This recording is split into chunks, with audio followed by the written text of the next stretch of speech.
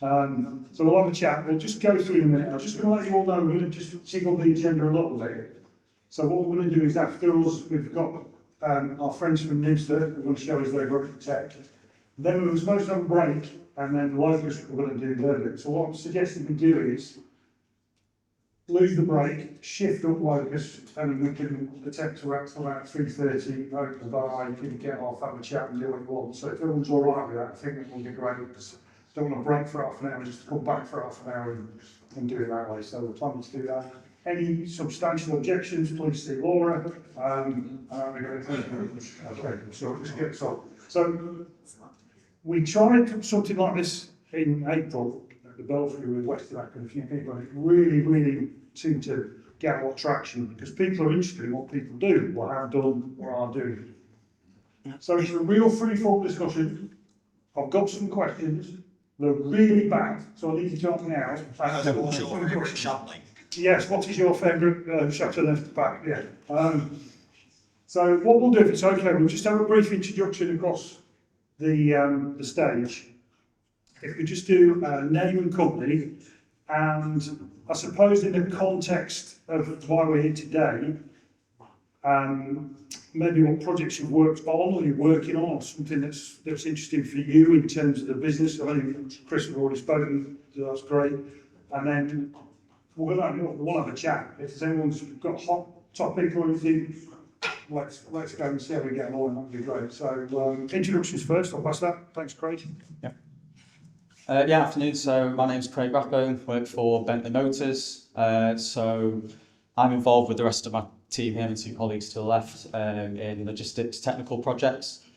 So main projects that we're all involved in at the moment. We're implementing SAP EWM, so extended warehouse management.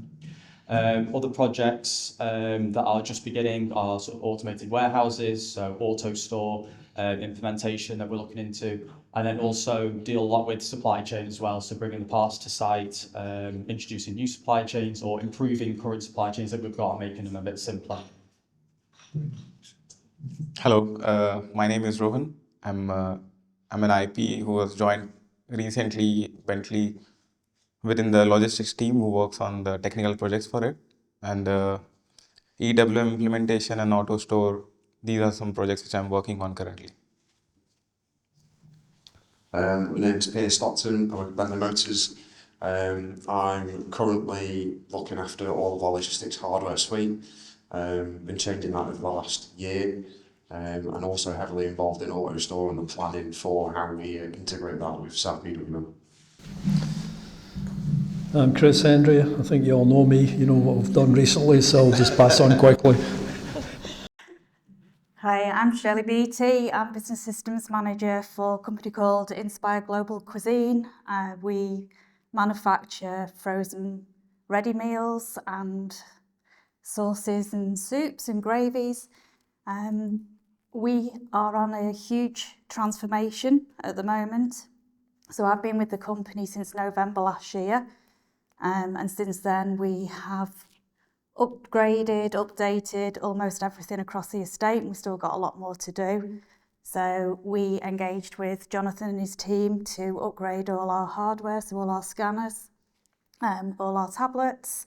We've updated all our infrastructure. We've got brand new servers, so everything's been transferred over to there, so big data migrations have been done. We've upgraded all our networks as well. We still need to do more upgrades on our networks moving forward. And we are currently in the middle of an ERP procurement exercise as well. So lots of change going on at the moment. So when I first joined the company, it was an ambition back in November to be able to produce 1 million units a week. And it was a target that the whole company was really aiming to get. Now with the extra scanner guns that we've put on the lines and the business efficiencies that we've made, we are regularly hitting 1.2, 1.3 million units a week. That's since November last year. I think if we hit anything under 1.1 now, it's a huge disappointment to everybody in the company. So yeah, huge advantages to all the modernisation that we've made and the contacts that we've made through Jonathan. Thanks. So what questions has Nigel got start things off. Okay, so I suppose, which is really following on from what Shirley said there, was from your guys' perspective then, just to start, because we had Chris before, we understand, why did the projects come into fruition? What was the driver? What was it business? Was it process? What started the projects that you work on? What was the initiation for those things? So I think I'll start with the project that we're sort of nearing the end of now, hopefully, which is the SAP EWM implementation. So we started that a number of years ago. It was that many years ago we were doing virtual blueprinting with each other because of how the situation was at the time, which made that process quite difficult. What sort of kicked that off is it just gives us better tracking of what's going on site. Currently, we're quite limited with our SAP in implementation that we've got. So EWM just gives us more visibility of what's going on, where material is around site, to make sure that we've got everything we need to secure production. Right. So visibility in the manufacturing process, visibility in logistics. Yes. Internal. What about external as well? What about? Yeah, so external in the supply chain, we're working on possibly separate projects that be separate to EWM where we can see what finished goods are available for us. Right. That then gives us more security with, knowing what cars to produce next. Make sure we're not going to have shortages, missing parts, things like that. Okay. But we also have a number of external warehouses as well that aren't on site, which also then, is additional transport. So it's just make sure we can track all of that and bring it to site when it's needed. Brilliant. Right. What about the other projects you do? Because there's a lot of projects involved under that one roof, isn't there? Yeah, so in terms of hardware, the refresh has purely been driven by our implementation of EWM, really, and the need to move from our current suite of devices over to Zebra and Android devices. So that's been a project that we've been running for the last around about a year. So we're almost at the end of that now and replenishing all of our current devices for new Zebra Android devices. And is that something similar to what you guys are doing? Are you getting new devices as well, or is it a case of you done the They've done a refresh. Done the refresh, sorry. Yeah. And we're looking to extend as well and expand. So we're in a situation of major growth as well at the moment. So we're looking at new technologies as well to put in. Obviously for you, Chris, the project was a greenfield, wasn't it, like we said before? It was. Yeah. One of the additional things I never mentioned earlier this morning that was a key deliverable was to pull in acquisitions. So over and above the 5 sites that went live, there was an acquisition of a new plant in Dubai. There's an acquisition of another plant in Fletcher, North Carolina in the USA. Plus they're buying another plant in the Far East. So the whole idea was to get everybody up on the same platform, using the same processes, producing the same product, and actually have a template that could be used in all plants. They also wanted to be able to plan centrally, do admin centrally, to share product between, for example, plant maintenance as well as product going to customers. Via having the visibility to all the warehouses, to actually have product made anywhere.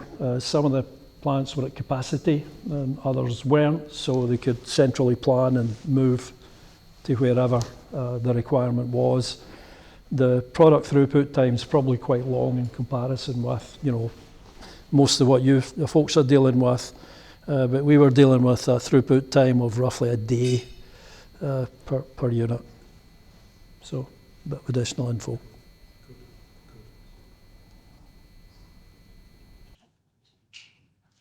So, in terms of those projects then, we'll start this end again with what you mentioned there about EWM, which is a big piece of pie to swallow and try and break down into small bits, but I think it's about personal experience and what you've done and the engagements you have with your team and in your silos. Just to be transparent with everybody as well. So there's warehouse management, yes, SAP, and then there's extended warehouse management, which has enhanced functionality. So I think it'd be worth picking up on that and explaining. Again, within most ERP and WMS systems, the complexity that's in there and the benefits that can come from introducing that enhanced functionality. So was it a case for you guys then that you had a problem that EWM could solve, or was it a case of here's a new product, what can it do for us? Which way, do you know which way around you sort of approached it as a business? Yeah, I think because we're looking to improve and expand on our SAP implementation on site, another project we'll be kicking off soon is S4. Okay. So, we wanted to implement EWM first, get that module in, and then, we can then proceed with the rest of the implementation. But it was also, when we picked up sort of what it can do, we thought, it's definitely going to be something that's worthwhile to give us more tracking, more visibility of what we've got. And you mentioned this, so I don't know whether it's unique to the SAP world, but there's this concept of ERP, like SAP or B1 or Business Central or whatever it may be, and then there's the warehouse modules. There's WMS package, in this case it's EWM. Now, in certain critical manufacturing logistics businesses, where the WMS is essentially the keystone to the operation, because it's what turns the wheels and makes the business run, there's a concept of what they call EWM first. And basically what that means is, when you're transitioning, because as you know, I know that you're looking at a new ERP system as well, aren't you? It's a terrifying prospect. A way that SAP can do it is essentially what you do is you decouple the WMS part, keep running your ECC, your standard ERP, and say, right, let's just upgrade the WMS first. So keep finance and all the functions ticking over. Am I right? Yes. Get the EWM, extended warehouse management, get the engine for the business running sweetly, and then, as you mentioned, move on to the rest of the implementation. There you go. Yeah. So during the implementation stage, we'll actually be running both at the same time for a bit. Yeah. While we sort of start slowly integrating into the new extended warehouse, and then we can then kick off the S4 project once that's all rolled out. Is anyone else going through like an ERP change or considering changing ERPs, or that man there? What are you running at the moment? We're running SAP Business One, but we're implementing a WMS, not a complete ERP. ERP, and you? We're running loads of different ERPs because we've been sort of acquiring factories, etc. Right. But we're moving towards a manufacturing ERP called Cispro. Yeah. So you're just doing the WMS? Yes. It's a similar kind of process, and obviously to what the guys at Bentley have done. Are there any nuances, considerations, learnings from what you did, which say to you that worked really well, or that is a complication we didn't foresee, or? I think the main one that sticks out that we're now using as improvements going forward on other projects is, I think probably everyone has the same issue, is user engagement right at the start. Right. I think that's a big one. We were doing blueprinting, some of it was virtual, and then we could get together in a room, but it's getting all those key users there right at the very beginning, so we know what processes are actually happening in our warehouses, identifying them all early on so they can get built in. Right. to the project. We're now at the point where we're doing system integration testing and UAT, user acceptance testing, and we're still finding like sort of, we didn't know we did that process in that end of it, and it's very late on when you're testing and integrating the system that you need to make changes or things need a bit more testing. Yeah. How are you finding that through? Where are you in your sort of journey to ERP? Yeah, so I ran requirements gathering workshops with every area of the business before we even went to market. Right. So engaged everybody at that point and let them know what an ERP system was, because a lot of them didn't know what an ERP meant, what that was going to mean to them. So we're currently running 23 different softwares across the end-to-end business. So just engaging them right at the very beginning, and then sent out the invitation to tender. We got back, I think, 14 responses over 10 different softwares. We've engaged all the business all the way along as we've had presentations from the different vendors, and went down to the last 3 now, over 2 different softwares. And the teams have been really bought into it. Okay. They're really excited about the ERP coming. In fact, when are we going to choose somebody? When can we have the software coming in. So it's really exciting times for us. I think we see a lot, don't we, where companies, we were talking about it before, where it flows the wrong way. So you get sort of high-level finance accounting making decisions on what they're going to put into the business, but they don't consult with operations and warehousing, logistics side of the business.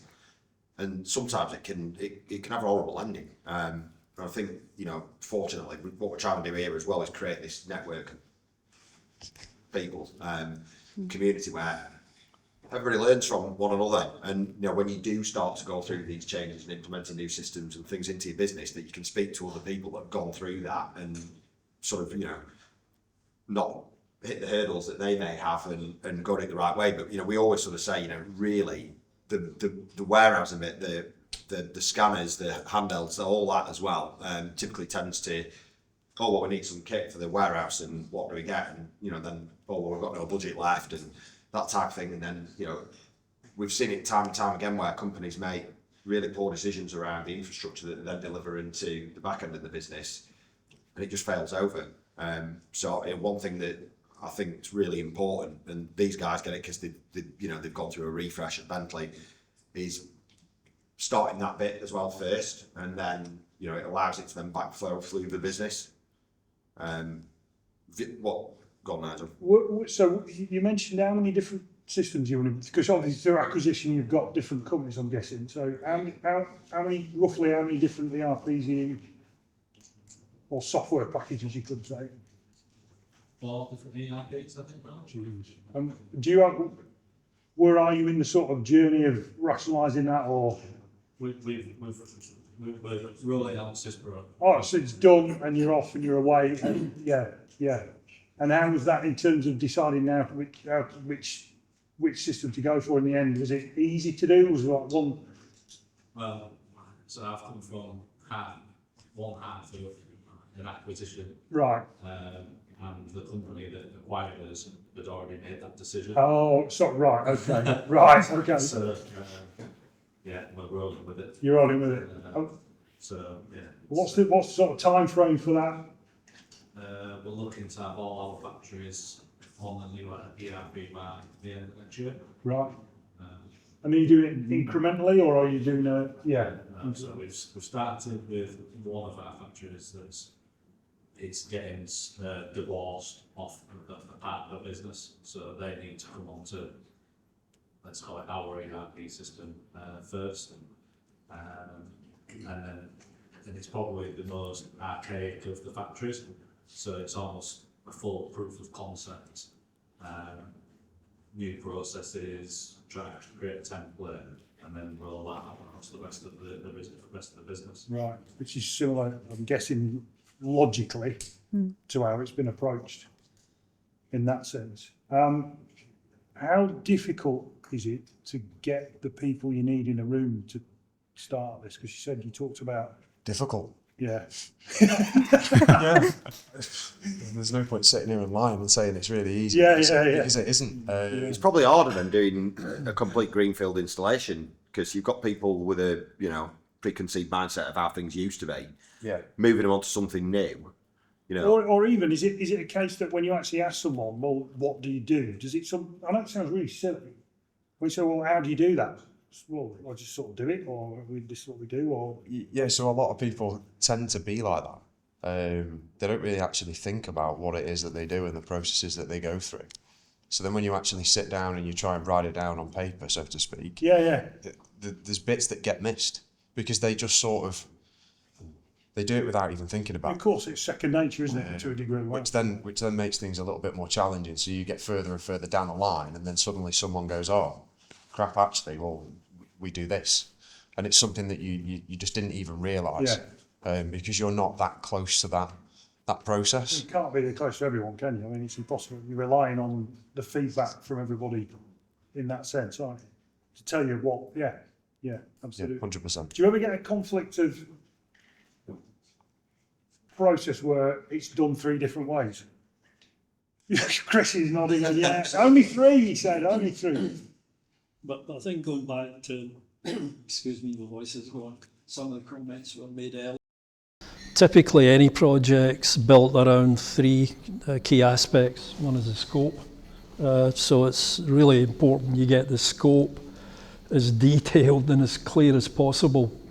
And I think the scope drives your resource requirements and your timeline. The other thing that's key is that right up front, you get the buy-in from senior management. So you've got your scope, you know what you need resource-wise, and you tell senior management that, look, to get this done in this time, we need these people full-time. And that may mean you need to bring in replacements, for the full-time people you're taking out of the operation. And by the way, you're always looking for the best people, the best users from the operation to come and work in the project. So those things are key. I think the governance is absolutely key. How you set the whole project up, the meetings you have, how they integrate with each other, who sits in them, what the decision flow is. It's essential you've got the right governance, and it's essential you use a good methodology. So with any of the with any ERP solution, there'll be a methodology that you can use that will take you through the detail of what needs to be done.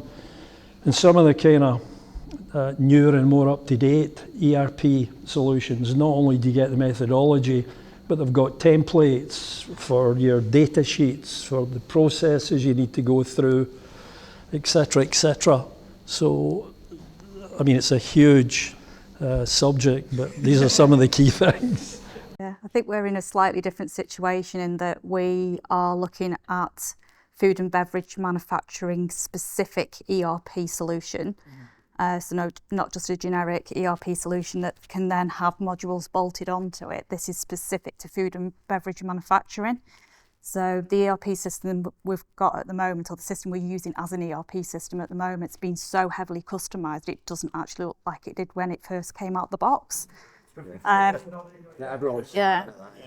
So I think because we're going down that specialist ERP system route as well, with that will become a lot of knowledge and expertise from the consultants that belong to those software companies.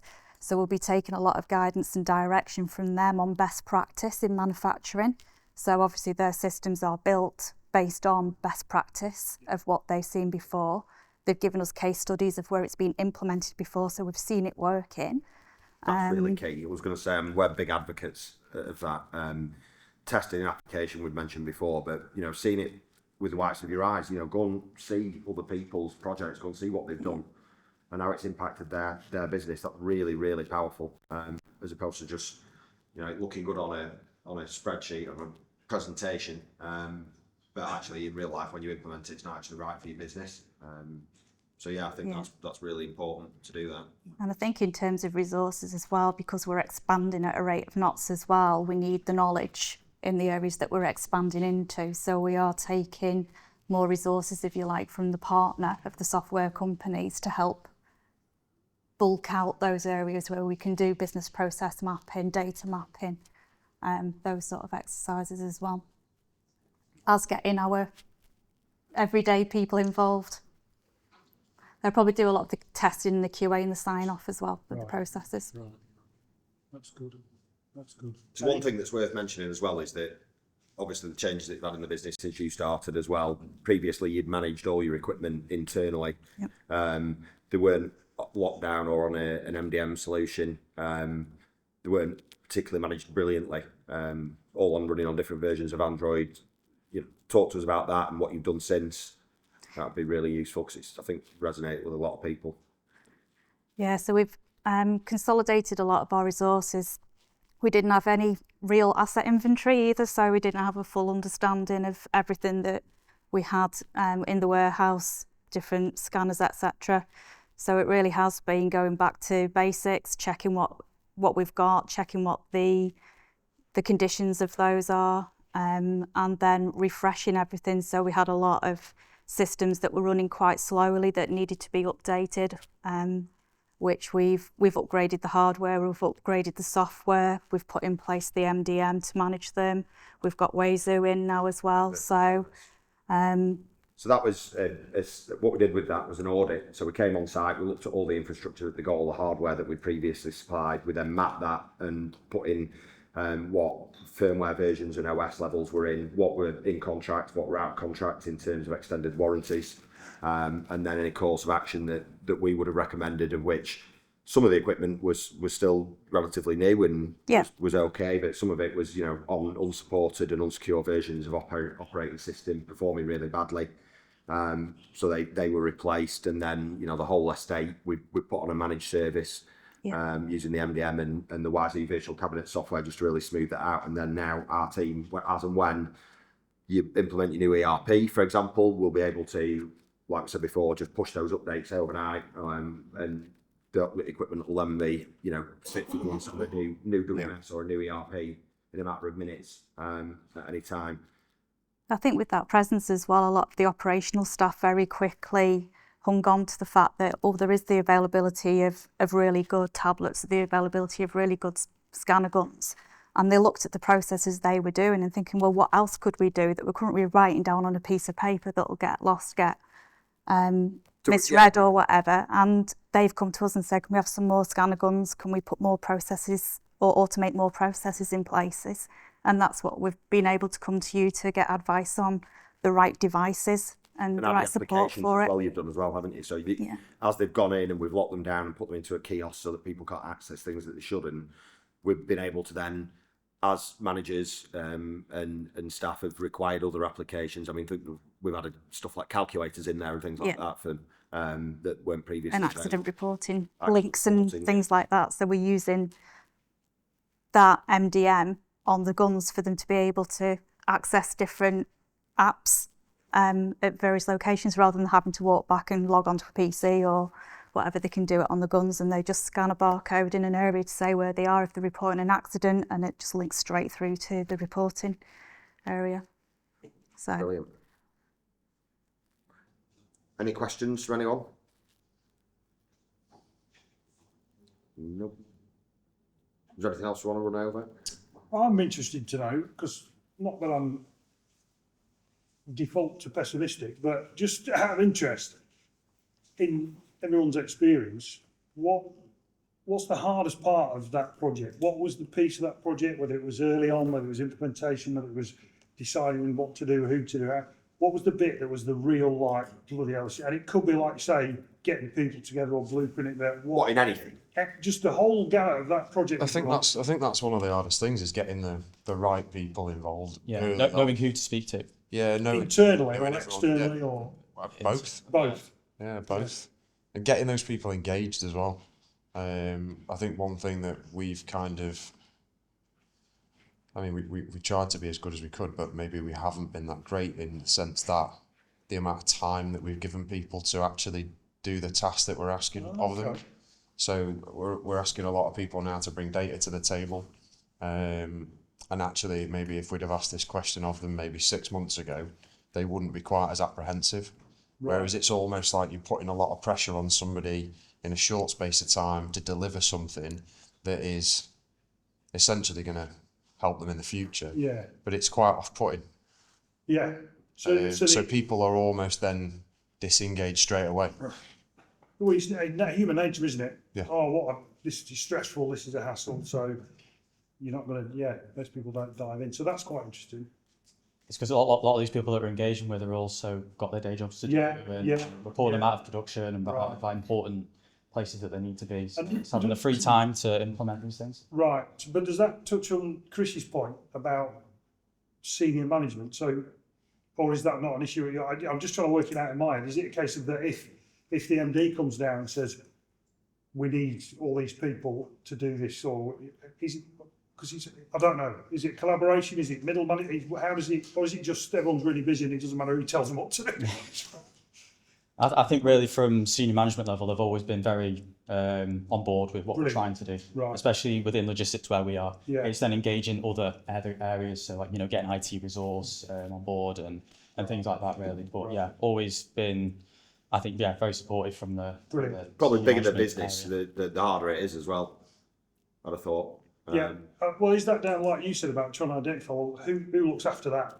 getting the Sign off. people engaged. Yeah. And getting the sign off as well for it, you know. Yes. We've discussed with a lot of our customers before, you know, that they want to do things, but, you know, pushing it up through and the challenges they face with, you know, getting the business to buy into it can be challenging as well. I think that's why you need the right processes and the right governance in place. So, for example, when we were looking at procuring scanners, we had to bring in representatives from 4 sites. So we had to get them all to agree, and you know, this is what we're going to use. So that can be quite difficult. The other big thing for me is data. Data's always a fucking issue. Excuse me.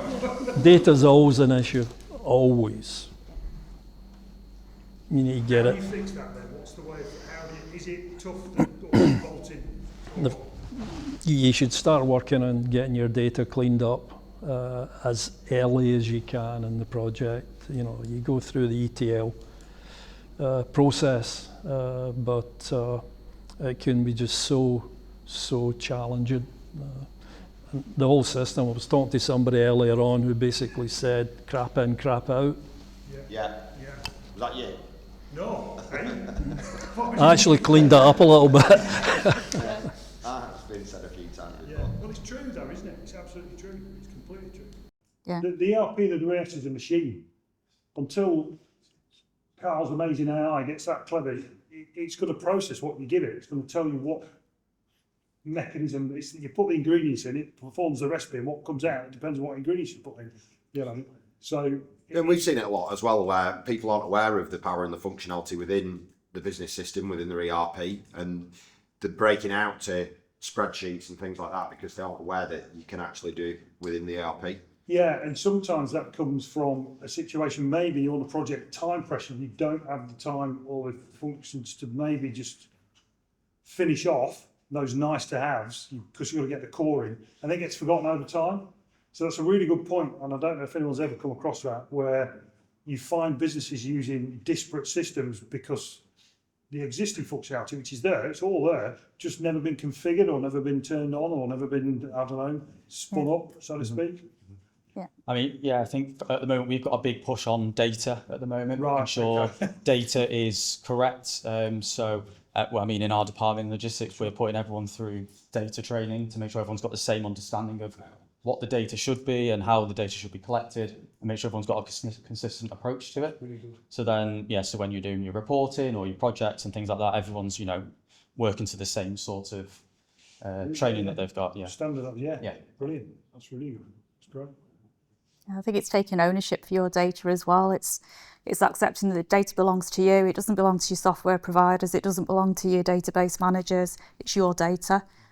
And taking ownership for that data and taking responsibility for making sure it's clean, it's migrated properly, that you've got everything there, checking all the time that it is up to date and making sure that it's backed up as well. Yeah. Back it up. We've got Back it 2 up. days on that. Great. I think as well, just touching back on hardware again, was identifying what hardware you're going to need as early as possible. Okay. So we had a number of people within the business that didn't actually realise the challenges that we can face getting hold of hardware and the lead times that you've got on devices being delivered and then your IT resource to get them set up. So luckily we were in a position where we identified our requirement pretty early on. So this hasn't actually caused us a problem, but if we'd have hung around for another 6 months, we'd have been in a position where we wouldn't have actually been ready with devices for EWM implementation. So it's always something to just bear in mind. It's a good point. We've been involved in a lot of projects where the theories is like going, well, you just order it off Amazon. Yeah, like an iPhone. Yeah. It'll be here tomorrow. It'll be here tomorrow. Yeah. You just turn it on and it runs. But obviously, you've been through it. Well, I think most of the people in the room, most of the customers that are here will have experienced, we can get the devices, but the charger's out of stock, or some accessory that's really critical is not available, and it's a lead time of however many weeks, and it just pushes everything back. So, having it all in place well in advance, I think, is really important to make sure that you don't get those delays. And it's true, but that's about having either the wherewithal within the team who are focusing probably a bigger transformation project to even consider that as an element that goes on the project sheet, because a lot of people don't, because it's like, it just does, it's something else, it's hardware, it's like you say, exactly what you say. So when it does, people do consider it, like you guys do as well, and everyone on the panel, it works in harmony, but it's the amount of times we've been where it's been forgotten. All the work and focus, understandably, is on the ERP, the data, the integration, and all of a sudden at the last minute, we need something to run it on. And that's when it all does, hang on a minute. And then you find you're running paper for the first 3 weeks of your new WMS, and it upsets everybody a little bit. Yeah, that's worthwhile mentioning as well. So obviously you're updating the mobile application that you run on all your hardware as well, aren't you, at the minute? Have you done? Is that done? Where are you at with that at the minute? No, so we're going to be using, well, we've been using SOTI now for about a year, the MDM, and we're going to be moving over to running pre-built, so to run SAP. Yeah. So that's going to be within the next 6 months, I think. Yeah, so that's one of our partners, one of our SAP partners. They've got a software product that you can run the warehouse on called pre-built. So a mobile software, mobile application. So what were you running prior to that? So we were running SAP through Velocity. So we've got that loaded on all of our TC57s, MC3300s. We've got some ET56 tablets as well. So we're running that across all those devices. So Velocity is, well, two things. It's a terminal emulation client and also an industrial browser. You can do a lot with that Velocity product as well in terms of making it nicer and easy to use. But were you aware of that, or was pre-built? Where did the pre-built sort of come from? I put Mobiliser in the external large parts warehouse in 2016. Yes, we're running Mobiliser as well. So we run SAP through Velocity. We also run a program called VIMS, which our 3PL company, they use that, and an NCMS program as well. So that's all accessed through Velocity, but that'll obviously change when we move over to pre-built, because we won't then be buying Velocity licenses anymore. Yeah. So at the moment, our IT department are trying to find different ways of how we can. I think there's something called SOTI Surf. Right. So we can run NCMS and VIMS through that. Okay. So it'll be like a separate application on your home screen instead of going into Velocity. With multiple options. Yeah. But yeah, that's probably within the next 6 months, I would say. We're currently testing that with the config team. So yeah. Cool. Right. Any questions from anybody about any part of that, or any who, what, where, house, or what's your favourite Shabley? Already asked that. No. Right, good, great, Cool. thanks. Brilliant. Thank you all very much. Thanks very much. Cheers.